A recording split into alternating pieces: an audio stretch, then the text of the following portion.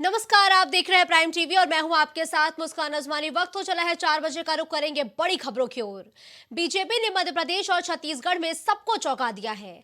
मध्य प्रदेश में बड़े बड़े चेहरों को दरकिनार कर कमान मोहन यादव को सौंपी है, तो वहीं छत्तीसगढ़ की बागडोर विष्णुदेव साय को।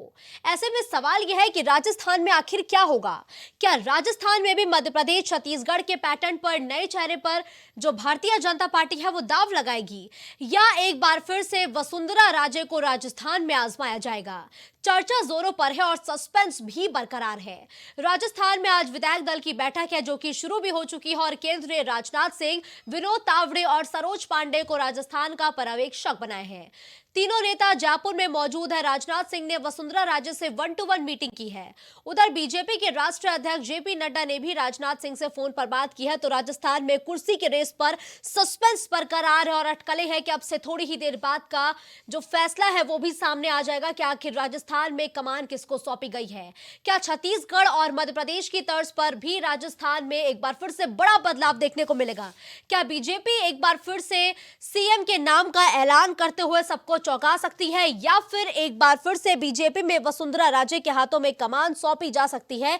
यह सवाल बड़ा है, लेकिन अब बैठक शुरू हो चुकी है और अब से थोड़ी ही देर बाद यह तस्वीर भी साफ हो जाएगी, यानी कि जो पिक्चर है वो पूरी तरीके से क्लियर हो जाएगी कि राजस्थान में बीजेपी ने कमान किसको सौंपी है। तमाम बड़े बड़े नाम चल रहे हैं।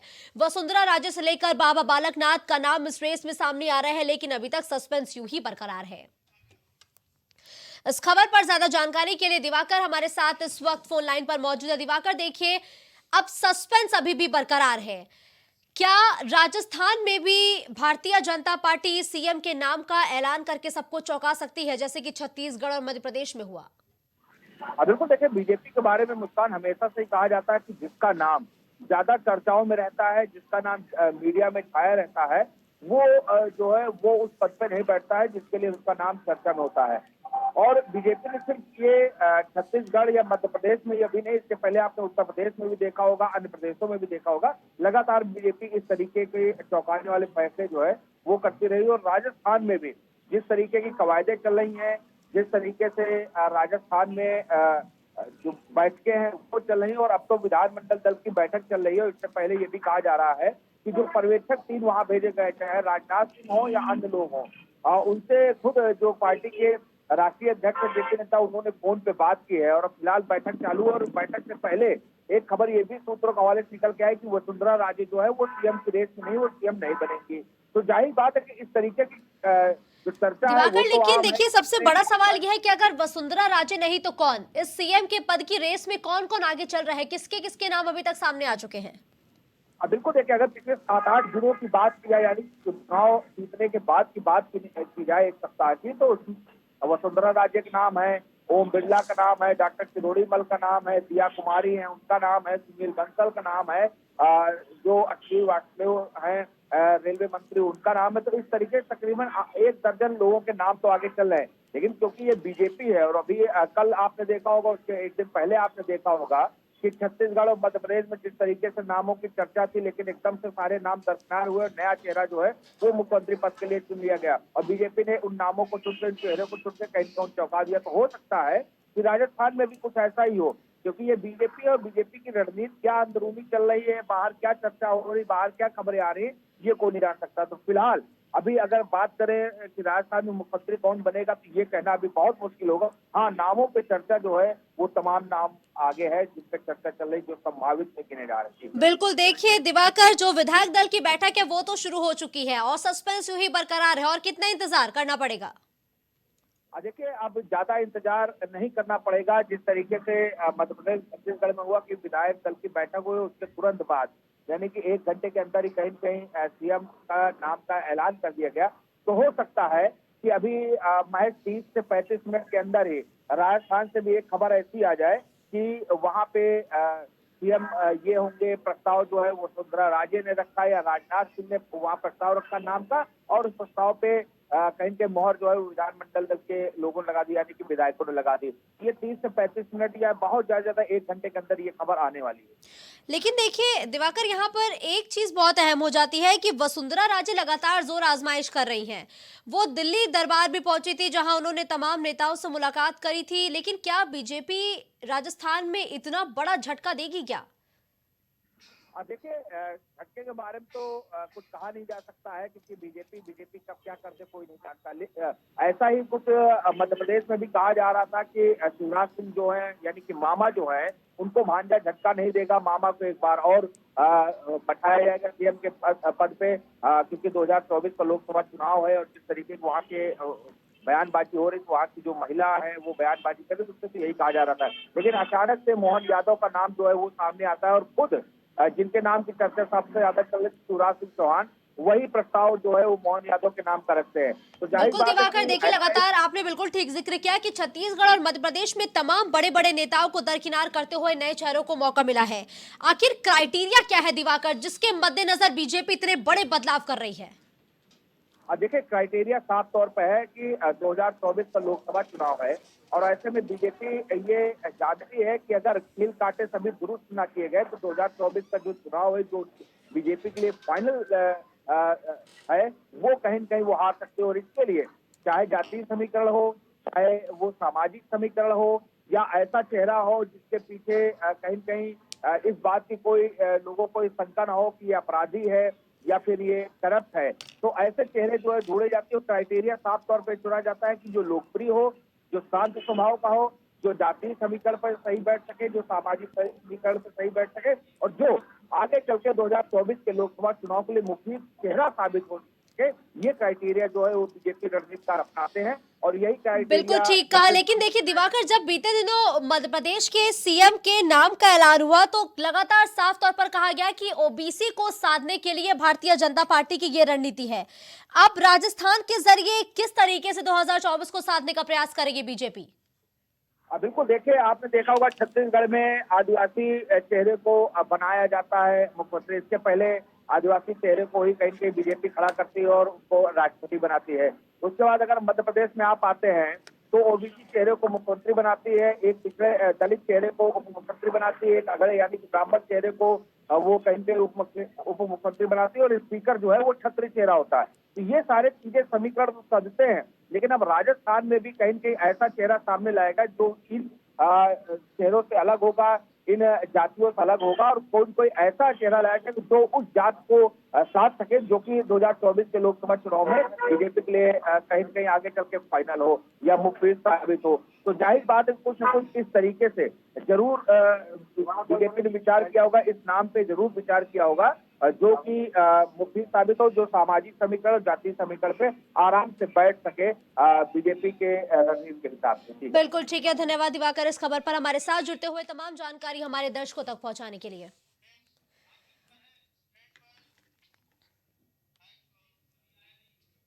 प्रधानमंत्री नरेंद्र मोदी का हर एक फैसला चौंकाने वाला होता है। जहां छत्तीसगढ़ में सीएम के नाम की घोषणा के बाद पार्टी ने मध्य प्रदेश में भी ठीक ऐसा ही किया। मुख्यमंत्री के लिए ऐसा अकल्पनीय नाम सामने आया जिसकी दूर दूर तक कहीं भी चर्चा नहीं थी। वो नाम है मोहन यादव। मोहन यादव ओबीसी वर्ग से आते हैं और उज्जैन के दक्षिण से विधायक हैं, और प्रधानमंत्री ने पूर्व सीएम शिवराज सिंह चौहान से मोहन यादव का प्रस्ताव रखवाकर एक तरफ जहां सब कुछ ठीक होने का मैसेज दिया, वहीं इस नाम से उत्तर प्रदेश पर भी निशाना साधा गया है। यूपी के लिए मोहन यादव MY यानी कि मोहन यादव इसलिए भी ज्यादा महत्व रखते हैं क्योंकि सुल्तानपुर जिले में उनका ससुराल है, वो यहां से आते हैं। इसके अलावा पिछले लोकसभा चुनाव में वो गोंडा के प्रभारी रहे, और मोदी के मोहन 2024 के लोकसभा चुनाव में यूपी में भाजपा के लिए एक ट्रम्प कार्ड भी बन सकते हैं। मोहन यादव के सहारे पीएम मोदी अखिलेश यादव के परिवारवाद की राजनीति पर निशाना तो साधेंगे ही, साथ ही यूपी की अगर हम बात करें तो 52% ओबीसी वोटर्स में से 20% यादवों को भी ये बताने का प्रयास लगातार किया जाएगा कि यादव सिर्फ सपा में नहीं बीजेपी में भी टॉप पदों पर आ सकते हैं। यूपी की पूरी सियासत ओबीसी वोट बैंक के इर्द गिर्द घूमती है और अनुमानित आंकड़ों के हिसाब से यूपी में ओबीसी वोट बैंक करीब 52% है। इनमें सबसे ज्यादा अगर किसी की हिस्सेदारी है तो वो यादव वोट बैंक की है, जिनकी हिस्सेदारी तकरीबन 20% बताई गई है। तो मोदी के मोहन, जी हाँ, अब ये लगातार एक्स पर भी ट्रेंड कर रहा है, क्योंकि बीते दिनों जब मध्य प्रदेश के सीएम का ऐलान हुआ तो उस फैसले ने सबको चौंका दिया। ओबीसी वर्ग से आने वाले मोहन यादव को लेकर लगातार यही कहा जा रहा है कि इन्होंने 2024 को साधने के लिए बहुत ही बड़ा एक जो प्लान है उस पर काम करना शुरू कर दिया है। तो गौरव, इस खबर पर ज्यादा जानकारी के लिए इस वक्त हमारे साथ गौरव जुड़ चुके हैं। गौरव, देखिए, एमपी के नए सीएम के जरिए क्या साधने का प्रयास है प्रधानमंत्री नरेंद्र मोदी का? एक जो प्लान है उस पर काम करना शुरू कर दिया। समाजवादी पार्टी की मुख्य विपक्ष की भूमिका में उसका एक यहाँ पर प्लस पॉइंट रहा है। और गौरव, इस खबर पर ज्यादा ठीक है, गौरव से दोबारा संपर्क स्थापित करने का प्रयास करेंगे। गौरव से संपर्क नहीं हो पा रहा है, लेकिन देखिए, राजस्थान में तो कुर्सी की रेस एक तरफ चल ही रही है। आज कहा जा रहा है कि सीएम पद के जो नाम है उसका भी ऐलान हो जाएगा, लेकिन इसी बीच जिस तरीके से बीते दिनों मध्य प्रदेश के सीएम का ऐलान होते ही सबको इस फैसले चौंकाया, तो उसको लेकर साफ तौर पर यह कहा गया है कि एम वाई समीकरण को साधने के लिए यह फैसला लिया गया है, जो कि 2024 के सियासी लिहाज से काफी महत्वपूर्ण है।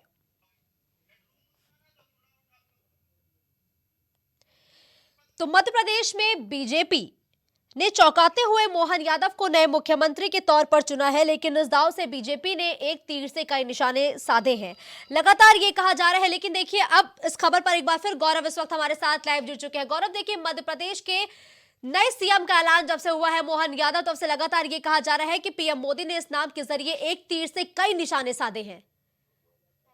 कितनी हकीकत है गौरव? तो मुस्कान यहाँ पर निशाने सारे से कारण यहाँ पर यह है कि जी, चुनाव होने वाले उपचुनाव हो, यहाँ पर बीजेपी लगातार प्रयास कर रही है कि समाजवादी के मुख्य विपक्ष की भूमिका में उनका एक प्लस पॉइंट है, वो है एम.वाई. दत्ता। और उसको लेकर लगातार वो यहाँ पर जीतते आए। अगर 4 बार सरकारें रही है समाजवादी पार्टी, उसमें एम.वाई. दत्ता की महत्वपूर्ण भूमिका यहाँ पर रही है। तो निश्चित रूप से यहाँ पर अगर हम यादव वोट वर्ग की बात करें तो यादव वोट वर्ग, अगर हम बात करें उत्तर प्रदेश की, तो लगभग 89 जो जातियां है उसमें यादव का जो वोट प्रतिशत है वो 20% के लगभग है। तो यहाँ पर यादव वोट वर्ग को अपने पाले में करने की जल्दबाजी की कवायद शुरू हो चुकी है कि बीजेपी जानती है कि अगर एम.वाई. सेक्टर को अपने पाले में कर लिया कुछ हद तक यहाँ पर वोट परसेंटेज अपने साथ लेकर आता है, तो यहाँ पर उत्तर प्रदेश में जो 80 सभा लोकसभा सीट जीतने का बात कर रही है, जो दावा कर रही है, वो यहाँ पूरा हो सकता है। क्योंकि तमाम सीटों पर यादव और मुस्लिम वर्ग जो है वो यहाँ पर इन्हीं भूमिका में, महत्वपूर्ण भूमिका में वो वहाँ पर जिताव रोल रखते हैं। तो निश्चित रूप से यहाँ पर बड़ा यहाँ पर क्रमकार खेला है। और यहाँ पर कोई बुरे नहीं मुझे कहने में कि मोहन यादव को यहाँ में जिस तरह से उन्होंने मुख्यमंत्री बनाया है, मध्य प्रदेश का तमाम कयासों को दरकिनार कर दी है। जब उनका ऐलान किया गया तो शिवराज सिंह चौहान ने उनका प्रस्ताव उठा था, तब वो खुद चौंक गए थे कि जब उनका नाम सामने आया था। हालांकि और इसके अलावा अगर बात करें तो पूर्वांचल में सुल्तानपुर में उनकी ससुराल भी है। और मुझका सबसे महत्वपूर्ण बात यह है कि वो पिछले 2019 के चुनाव में वो गोंडा से लोकसभा चुनाव के प्रभारी रह चुके हैं। तो कहीं उनका जुड़ाव भी यहाँ उत्तर प्रदेश से है, जिसका लाभ बीजेपी को मिल सकता है। लेकिन देखिए गौरव, मध्य प्रदेश के जो नए सीएम का ऐलान हुआ है मोहन यादव, लाजमी है कि इस फैसले ने सबको चौंका दिया है, लेकिन मध्य प्रदेश का सीएम क्या यूपी की राजनीति में वाकई एक बड़ा हेरफेर कर सकता है क्या? इसके चांसेस कितने हैं? देखिए मुस्कान, यहाँ पर राजनीति यूपी की इतनी महत्वपूर्ण है कि उत्तर प्रदेश की राष्ट्रीय सत्ता यहाँ पर मिलती है केंद्र की, और उत्तर प्रदेश की महत्वपूर्ण भूमिका है। लोकसभा सीटें है बीजेपी, हालांकि 14 की बात करें तो वहाँ पे सीटें लेकर आई थी, और 19 की बात करें तो वहाँ पर 64 सीटें थी, और गठबंधन के दरमियान 64 सीटें बीजेपी को मिली थी। तो कहीं नहीं बीजेपी सूचना यह है कि यहाँ पर 14 वाला जो प्लान था, जो हमारा रिजल्ट था, वो यहाँ पर लाया जाए, उससे आगे बढ़ के लाया जाए। और उत्तर में बीजेपी यहाँ पर 80 सीट जीतने का दावा कर रही है, और वास्तव में 80 सीट जीतना है तो आपको ओबीसी वर्ग में खास तौर पर यादव का वोट आपको बहुत जरूरी है, यादव का वोट जरूरी है, मुस्लिम वर्ग का वोट जरूरी है, जिसके लगातार बीजेपी चौराहे भी कर रही है और सामना समाज को पालन करने का प्रयास कर रही है। बिल्कुल, देखिए गौरव, लगातार जब से मध्य प्रदेश को नया सीएम मिला है तब से एक्स पर मोदी के मोहन लगातार ट्रेंड कर रहा है, आपने भी देखा होगा। क्या वाकई अखिलेश यादव को मोहन यादव चुनौती दे पाएंगे यूपी में? बिल्कुल यहाँ पर चुनौती मिल सकती है मुस्कान, क्योंकि यहाँ पर उनका जुड़ाव भी है, सुल्तानपुर उनकी ससुराल भी है। मैंने आपको पहले बताया कि 2019 में गोंडा लोकसभा के प्रभारी भी रहे हैं, चुनाव भी उनका है। खासतौर से देखिए यहाँ पे बहुत बड़ा होता है, किसानों को यहाँ पे तकलीफ दिया है, तो यहाँ पे संदेश जाता है कि यादव जो वर्ग है वो भी बीजेपी में बड़े स्थान में पहुंच सकता है, बड़ी सत्ता की ऊंची कुर्सी में पहुंच सकता है, क्योंकि यहाँ पर लगातार पता है कि बीजेपी में यादव वर्ग को यहाँ पर प्रमुखता से दिया नहीं जाता, पद नहीं दिया जाता, तो वो आगे नहीं बढ़ा होता है। और जिस तरह से यहाँ पर मास्टर स्ट्रोक कहेंगे हम, कयास लगाए जा रहे थे, शिवराज सिंह चौहान का नाम था, कैलाश विजयवर्गीय का नाम था, नरेंद्र तोमर का नाम था, और यहाँ तमाम कयासों दर्जनाक बीजेपी ने जिस तरह से मोहन यादव को यहाँ पर सौंपी है, स्पष्ट करती है कि बीजेपी में यादवों को भी आगे बढ़ाने का काम जारी है। और यहाँ पर मुख्यमंत्री की कुर्सी देकर बीजेपी स्पष्ट कर दिया है कि आने वाला समय में ये वोट वर्गीय बीजेपी साथ जाने की तैयारी कर रहा है। ठीक है, देखिए गौरव, ये तो रही एमपी की बात। आज जिस तरीके से अटकलें हैं कि राजस्थान को भी नया सीएम मिल सकता है, क्या राजस्थान में भी कुछ ऐसे समीकरण साधे जाएंगे?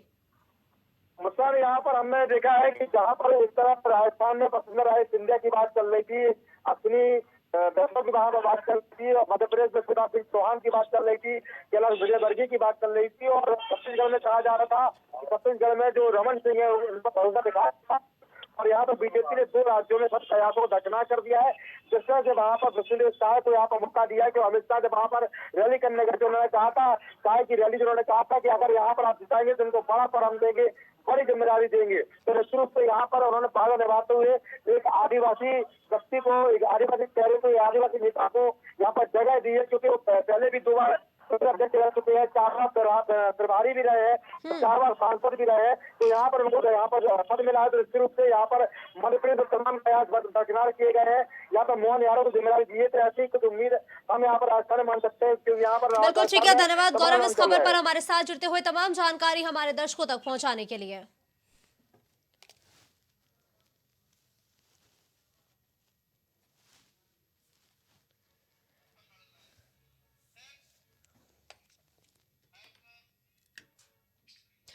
मिशन 2024 से पहले कांग्रेस यूपी में परिवर्तन संकल्प यात्रा का आगाज करने जा रही है।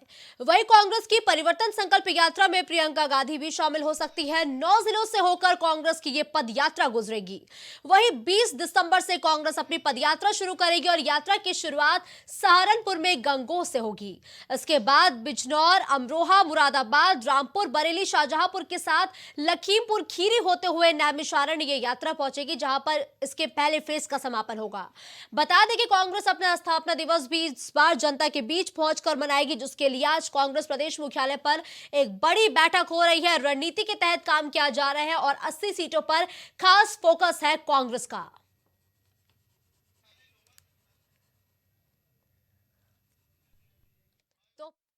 पार्टी अपनी खोई हुई जनाधार को बचाने के लिए लगातार प्रयास कर रही है। मुझे ऐसा लग रहा है कि आदरणीय प्रियंका गांधी जी ने बहुत मेहनत किया, इनको प्रभारी बनाकर उत्तर प्रदेश में भेजा गया और उनका ऐसा ही संघर्ष रहा कि उत्तर प्रदेश में कांग्रेस पार्टी को समाजवादी पार्टी ने बता दिया कि इनका कोई अस्तित्व नहीं है। इन्होंने 2017 में एक प्रयोग किया था 2 लड़कों के साथ, और 2 लड़के पूरे उत्तर प्रदेश में घूम करके माहौल बनाने की कोशिश किया, लेकिन उत्तर प्रदेश की जनता ने इनको नकार दिया। 2019 में भी बुआ भतीजा का एक लड़ाई चला, उसमें भी जनता ने नकार दिया, क्योंकि ये सिर्फ और सिर्फ सत्ता के लिए संघर्ष करते हैं और जैसे ही सत्ता नहीं मिलती है और सत्ता से बाहर हो जाते हैं तो ये इसी कमरा में बैठ जाते हैं। तो ये पैरासूटी नेता है। ये जब चुनाव नजदीक आता है तो उत्तर प्रदेश में अपना कदम रख देते हैं, जैसे ही चुनाव संपन्न हो जाता है ये कदम खींच करके फिर दिल्ली पहुंच जाते हैं, कुछ लखनऊ के इसी कमरा में बैठ जाते हैं। तो ये उत्तर प्रदेश की जनता और देश की जनता अपने बीच का नेता चाहती है। जैसे माननीय ओम प्रकाश राजभर लगातार जनता के बीच में बने रहते हैं, सुहेल देव भारतीय समाज पार्टी कार्यकर्ता लगातार जनता के बीच में, और एनडीए के हर एक पदाधिकारी जनता के बीच में कार्यक्रम करते हैं, उनके बीच में बने रहते हैं। तो कांग्रेस पार्टी अब अपना अगर जनाधार बढ़ाना चाहती है तो उनको जनता के बीच में जाना होगा, पैरासूट की तरह राजनीति करना होगा। तो उत्तर प्रदेश की जनता हमेशा से नकार रही है, जैसे 2017 में नकारी है, 2022 नकारी है, 2019 नकारी है, वैसे ही आने वाले समयों में 2024 भी जनता उत्तर प्रदेश की नकारेगी। एनडीए की सरकार 2024 में बनेगी और पूर्ण बहुमत की सरकार बनेगी। 80 की 80 लोकसभा सीटें एनडीए की झोली में आएगी, कांग्रेस पार्टी के झोली में जीरो सन्नाटा जाएगा, कोई अस्तित्व अब उत्तर प्रदेश में कांग्रेस का नहीं बचा रहेगा। तो देखिए, 24 की लड़ाई अब पदयात्रा पर आई। भारत जोड़ो यात्रा की तर्ज पर अब यूपी में भी कांग्रेस एक पदयात्रा निकालने की तैयारी कर रही है, जिसकी शुरुआत 20 दिसंबर से हो जाएगी। 9 जिलों को कवर करने वाली इस यात्रा की शुरुआत सहारनपुर से की जाएगी। साफ तौर पर कहा जाए तो पश्चिमी यूपी को साधने के लिए कांग्रेस अपनी इस खास रणनीति पर काम करना शुरू कर चुकी है, जिसके लिए आज प्रदेश मुख्यालय पर एक बड़ी और अहम बैठक हुई और प्रदेश अध्यक्ष की अध्यक्षता में इस बैठक का आयोजन हुआ, जहां इन सभी जिलों के पदाधिकारी कार्यकर्ता मौजूद रहे और सभी पदाधिकारियों को जरूरी दिशा निर्देश भी दिए गए हैं। और यूपी की 80 सीटों पर अब कांग्रेस ने भी काम करना शुरू कर दिया है, जहां कांग्रेस के सामने कई बड़ी चुनौतियां हैं।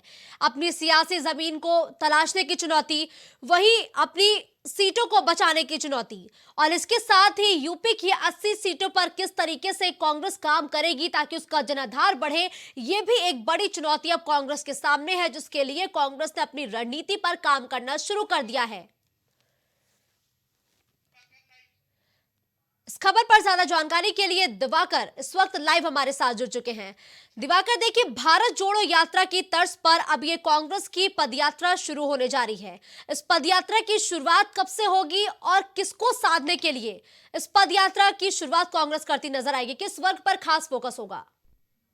बिल्कुल, देखिए, कांग्रेस जो है वो उत्तर प्रदेश में अपनी जमीन पूरी तरीके से खो चुकी है और कांग्रेस भी जानती है कि अगर उसको अपनी जमीन वापस पानी है या 2024 के लोकसभा चुनाव में कुछ अच्छा करना है तो जाहिर बात है उसको आम जनता तक पहुंचना होगा। राहुल गांधी ने भारत जोड़ो यात्रा की और खूब सुर्खियां बटोरी, लेकिन उसके बावजूद भी जो 5 राज्यों में चुनाव हाल ही में हुए उसमें ये नजर आ गया कि उस भारत जोड़ो यात्रा का कोई खास असर आम जनता पे नहीं पड़ा, वोटरों पे नहीं पड़ा, और लिहाजा उन्होंने अपनी वो सीटें खो दी जो उनकी झोली थी, यानी छत्तीसगढ़ और राजस्थान उनकी झोली में थी, वो सीटें गंवा दी और वापसी नहीं कर पाई मध्य प्रदेश में। जाहिर बात है कि अब उत्तर प्रदेश क्योंकि देश का सबसे बड़ा राज्य है, सबसे ज्यादा 80 लोकसभा सीटें उत्तर प्रदेश में, ये भी कहा जाता है कि अगर आपको दिल्ली की सत्ता हासिल करनी है तो उत्तर प्रदेश को अपने कब्जे में करना होगा, यानी फतेह करना होगा।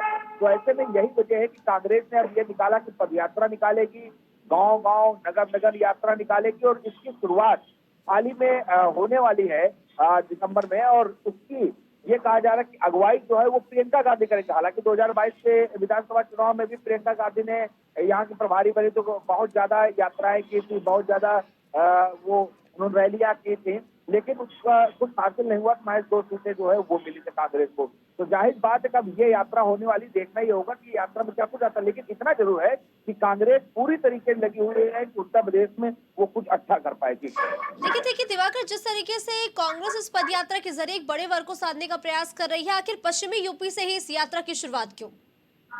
देखिए, पश्चिमी यूपी वो इलाका है जो कि पहले भी बीजेपी की पकड़ में ज्यादा नहीं रहा है। किसान वर्ग कहें या फिर कहें कि खाप पंचायतें जो है वो कहीं कहीं बीजेपी से पहले के समय में बिकता रहा है और कहीं कहीं कांग्रेस का वर्चस्व आ रहा है।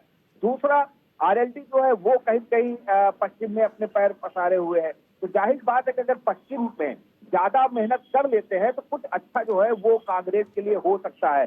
पूर्वांचल में योगी आदित्यनाथ का दबदबा है, अवध जो है वो ज्यादातर। ठीक है दिवाकर, आप हमारे साथ बने रहेगा, लेकिन इस वक्त की बड़ी खबर सामने आ रही है, तो इस वक्त की बड़ी खबर आपको बता दें। बड़ी खबर राजस्थान से है, जहां भजन लाल शर्मा राजस्थान के नए सीएम होंगे। विधायक दल की बड़ी बैठक में यह फैसला लिया गया है, जहां भजन लाल शर्मा अब राजस्थान के नए सीएम होंगे। तो ठीक छत्तीसगढ़ और मध्य प्रदेश का पैटर्न यहाँ फॉलो किया गया है बीजेपी के द्वारा, जहां एकाएक एक नए नाम का ऐलान सीएम पद के लिए किया गया है।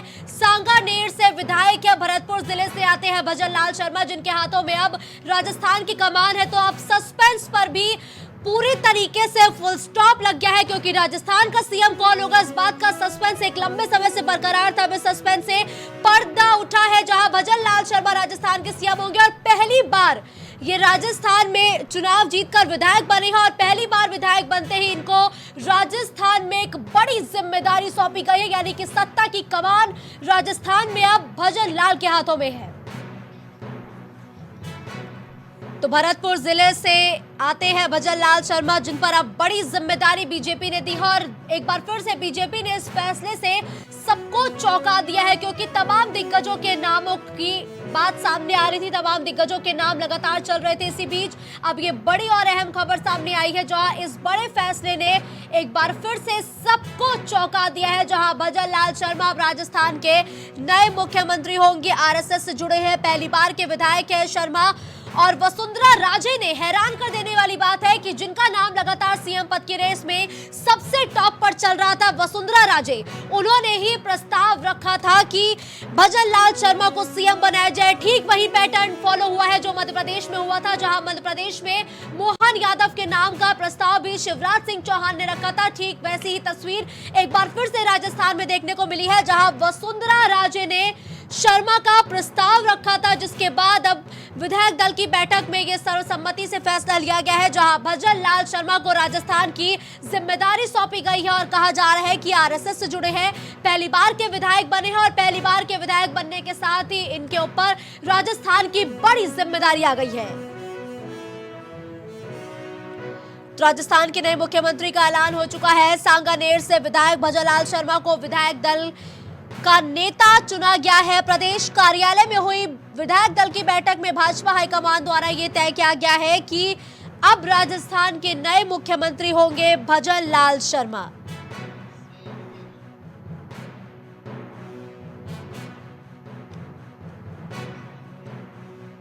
दिवाकर इस खबर पर ज्यादा जानकारी के लिए इस वक्त हमारे साथ जुड़ चुके हैं। दिवाकर, देखिए एक बार फिर से वही पैटर्न फॉलो किया गया है, वही चीज देखने को मिली जो छत्तीसगढ़ और मध्य प्रदेश में देखने को मिली थी। राजस्थान में भी एक नए सीएम है और एक नया नाम है। तमाम दिग्गजों के नाम को पछाड़ते हुए आखिर भजन लाल शर्मा ही क्यों?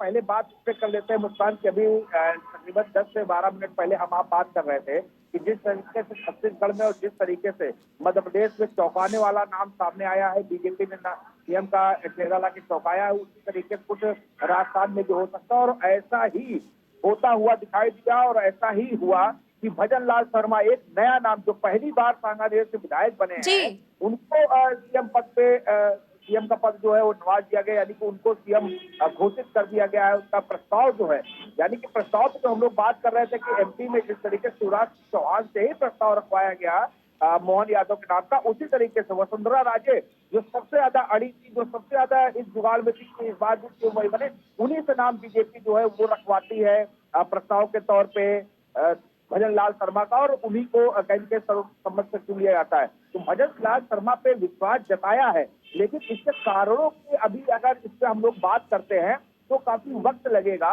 क्योंकि अभी भजन लाल शर्मा जो है सिर्फ महामंत्री बीजेपी के रहे हैं। हाँ, इतना जरूर है कि सबके काफी करीबी माने जाते हैं भजन लाल शर्मा मोहन यादव की तरफ से। बिल्कुल, देखिए दिवाकर, पहली बार के विधायक जिनको अचानक से इतनी बड़ी जिम्मेदारी दी गई है, और लगातार हम बात कर रहे थे कि बीजेपी हर एक समीकरण को साध कर रखते हुए ये बड़े फैसले लेती है। इस बार क्या समीकरण साधा है बीजेपी ने? बिल्कुल, देखिए जाहिर सी बात है कि बीजेपी जानती है कि 2024 का लोकसभा चुनाव है, और चाहे राजस्थान हो, चाहे एमपी हो, चाहे छत्तीसगढ़ हो, ये तीनों वो राज्य हैं जो यूपी से सटे हुए हैं, और इन राज्यों में जो कुछ भी होता है उसका इम्पैक्ट जो है, यानी उसका असर जो है वो यूपी में खासा पड़ता है। इसीलिए मोहन यादव को बनाया जाता है, जिससे कि यादव वोट जो यूपी का है वोट बैंक है वो कहीं कहीं सपा से छटके और बीजेपी के पक्ष में आए। इसी तरीके से भजन लाल शर्मा को बनाया जाता है कि राजस्थान सटा हुआ जिला है उत्तर प्रदेश से, और इसका असर जो है वो कहीं कहीं पड़ेगा उत्तर प्रदेश में। तो यही सारी रणनीति है, यही सारी चीजें हैं जिसको देखते हुए इस तरीके के फैसले जो है वो बीजेपी ने लिए हैं। लेकिन देखिए दिवाकर, लगातार जो सूत्रों के हवालों से खबर सामने आ रही है कि जब बीते दिनों मोहन यादव को बनाया गया मध्य प्रदेश का सीएम, तो उसका प्रस्ताव भी शिवराज सिंह चौहान ने दिया, और आज जब भजन लाल शर्मा को राजस्थान का सीएम बनाया गया तो उसका प्रस्ताव भी विधायक दल की बैठक में सबसे पहले वसुंधरा राजे ने दिया है। ये इस पैटर्न से बीजेपी क्या बताने का प्रयास कर रही है? देखिए, बीजेपी जानती है कि शिवराज सिंह चौहान जो है वो कई बार मुख्यमंत्री रहे हैं मध्य प्रदेश से, और बीजेपी में काफी ज्यादा उनकी पकड़ है, आम जनता में काफी ज्यादा पकड़। अगर वो नाराज होते हैं तो जाहिर बात इसका काम रहेगा, बीजेपी को 2024 के चुनाव में भुगतना पड़ेगा। यही चीज जो है वसुंधरा राजे के साथ, वसुंधरा राजे की पकड़ जो है वो आम जनता में राजस्थान में मजबूत है, वोटों में मजबूत, तो कहीं के उनसे काफी तकरीबन 2 दर्जन ज्यादा विधायक जो है वो कहीं के वसुंधरा राजे के पक्ष में है। अगर वो ज्यादा नाराज होती है तो जाहिर बात उसका भी खामियाजा बीजेपी को 2024 के लोकसभा चुनाव में भुगतना पड़ेगा। यही वजह है कि इतने दिन लग गए इन लोगों को मनाने में, इन लोगों से बात करने में, और इसीलिए इनके प्रस्ताव रखवाया गया इन दोनों लोगों से कि नहीं देखिए नाराजगी नहीं है, एक मैसेज देने की कोशिश की गई है बीजेपी की तरफ से।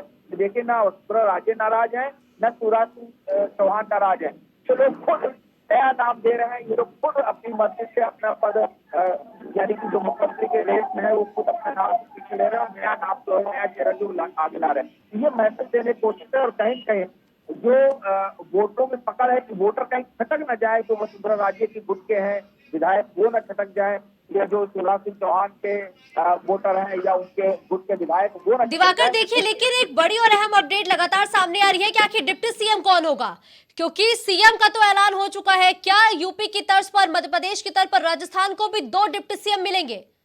क्या अपडेट मिल रही है इसे लेके? बिल्कुल देखिए, राजस्थान के बारे में अपडेट यही आ रही कि राजस्थान में भी 2 हाथ जो है यानी कि दाएं और बाएं हाथ जो है वो दिए जाएंगे भजन लाल शर्मा को, यानी कि 2 डिप्टी सीएम जो है वो राजस्थान में होंगे। लेकिन इस बार हो सकता है कि मध्य प्रदेश से कुछ अलग चीजें देखने को मिले कि इस बार राजस्थान में जो डिप्टी सीएम हो उसमें एक महिला चेहरा शामिल हो सकती है, ये कहा जा रहा है। लेकिन इतना जरूर तय है मुस्कान कि 2 डिप्टी सीएम जो है वो राजस्थान में भी होने वाले हैं। देखिए दिवाकर, हम लगातार ये भी जिक्र कर रहे थे कि महिलाओं को साधने के लिए किसी महिला को भी डिप्टी सीएम बनाया जा सकता है। क्या राजस्थान में ऐसी तस्वीर देखने को मिल सकती है कि किसी महिला को डिप्टी सीएम का पद दिया जाए? बिल्कुल मुस्कान, देखिए ऐसी तस्वीर देखने को मिल सकती है और इससे गुरेज भी नहीं किया जा सकता है, ना ही संभावना से इनकार किया जा सकता है कि किसी महिला को डिप्टी सीएम बनाया जाए, क्योंकि लगातार बीजेपी आपने देखा होगा पिछले कुछ समय से महिलाओं को साधने की कोशिश कर रही है। अभी जब अनुच्छेद 370 हटाया गया सुप्रीम कोर्ट ने कल ही उससे जब अपना रखा कि ये असंवैधानिक नहीं है, हटाया जा सकता, अस्थायी है, तो प्रधानमंत्री नरेंद्र मोदी ने जो ट्वीट किया था उसमें महिलाओं को जरूर उन्होंने इस्तेमाल किया था, महिलाओं का, कि महिलाओं को कहीं कहीं वहां पे उत्थान मिलेगा, महिलाओं के लिए सबसे अच्छा फैसला जो है ये सुप्रीम कोर्ट का है। तो इससे ही आप जान सकते हैं किस तरीके से महिला वोटरों को रिझाने की कोशिश की जा रही है। अभी उत्तर प्रदेश में यानी कि लखनऊ में देखा जाए तो कल ही बैठक खत्म हुई है महिलाओं को लेकर, 2 दिवसीय बैठक की महिलाओं के बीच जाएगी। 9 अभियान जो है वो बीजेपी चलाने जा रही है महिलाओं को रिझाने के लिए, 18 वर्ष से लेकर 25 वर्ष की युवतियों को रिझाने के लिए। जाहिर बात है कि अगर इसको तस्दीक करना है, इसको कहीं ना कहीं पुख्ता करना है और महिला यानी कि आदि का वोट आपको लेना है, तो अब राजस्थान में आपको महिला एक चेहरा जरूर लाना पड़ेगा डिप्टी सीएम के तौर पर भी। बिल्कुल, देखिए अब ये तो देखना बेहद दिलचस्प होगा कि क्या इस बार किसी महिला को डिप्टी सीएम बनाया जाता है। लेकिन देखिए दिवाकर, एक चीज और यहाँ बहुत अहम हो जाती है कि जिन तीनों ही राज्यों में भाजपा ने सबको चौंकाया है, इन तीनों ही राज्यों में भारतीय जनता पार्टी ने बिना सीएम के पद पर चुनाव लड़ा था, यानी कि किसी भी तरीके से सीएम के चेहरे का ऐलान नहीं किया था। क्या भजन लाल शर्मा जिन्हें राजस्थान का नया सीएम बनाया गया है, जो पहली बार राजस्थान के सीएम बने हैं, जो पहली बार विधायक बने हैं, क्या राजस्थान की जनता इन्हें स्वीकार कर पाएगी? इनके सामने चुनौतियां कितनी है अब बिल्कुल देखिए, भजन लाल शर्मा के सामने काफी चुनौतियां होंगी क्योंकि ये पहली बार विधायक हुए हैं और जाहिर बात है कि पहली बार विधायक हुए हैं तो विधानसभा का जो चीजें होती, जो विधानमंडल की चीजें होती, तौर तरीके होते हैं, वो इनको अभी ज्यादा समझ में नहीं होगा। लेकिन हाँ, इतना जरूर है कि इनके साथ जो डिप्टी सीएम बनाए जाएंगे, जाहिर बात है वो अनुभवी होंगे। इसके साथ ये भी कहा जाता है कि ठीक है मुख्यमंत्री जो है भले ही भजन लाल शर्मा होंगे, लेकिन उनके साथ रणनीतिकार ऐसे बैठा दिए जाएंगे जो जिससे कि चुनौतियां जो होंगी भजन लाल शर्मा के सामने, वो चुनौतियां उनको अखरेंगी नहीं, ना ही उनके सामने कोई मुश्किल का सबब बनेंगी। तो जाहिर बात है चुनौतियां तो जरूर भजन लाल शर्मा के सामने होंगी, लेकिन उनके साथ ऐसे ऐसे रणनीतिकार जरूर होंगे और कहीं गेंद से भी उनको ऐसे मैसेज दिए जाते रहेंगे जिससे कि उनकी चुनौतियां जो है उनके लिए मुश्किल। देखिए दिवाकर, हम लगातार जिक्र कर रहे थे कि हो सकता है डिप्टी सीएम के पद पर किसी महिला को काबिज किया जाए। देखिए खबर भी आ गई जहां दिया कुमारी को डिप्टी सीएम बना दिया गया है।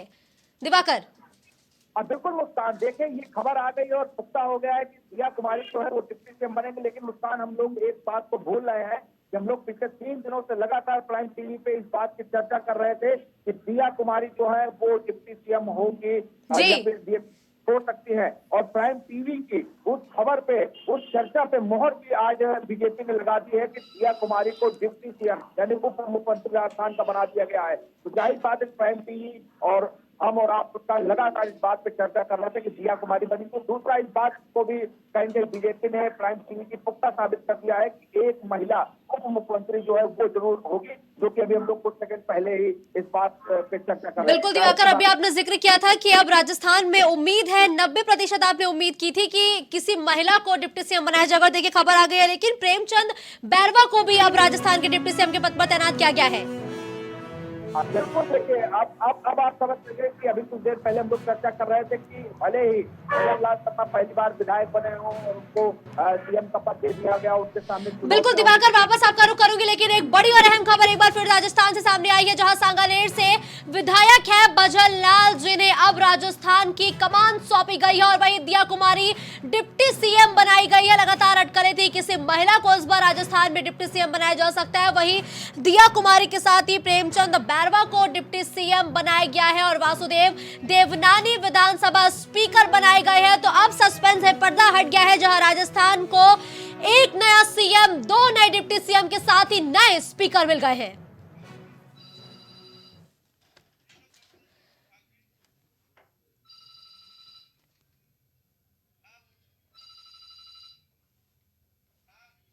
तो दिवाकर, वापस आपका रुख करते हैं। देखिए दिवाकर, अब राजस्थान, मध्य प्रदेश और छत्तीसगढ़ में तीनों ही जगह भारतीय जनता पार्टी ने सबको हैरान तो किया है, लेकिन देखिए हम दिया कुमारी पर तो लगातार बात ही कर रहे थे, प्रेमचंद बैरवा को भी भारतीय जनता पार्टी ने डिप्टी सीएम पद की कमान सौंपी है। दिवाकर,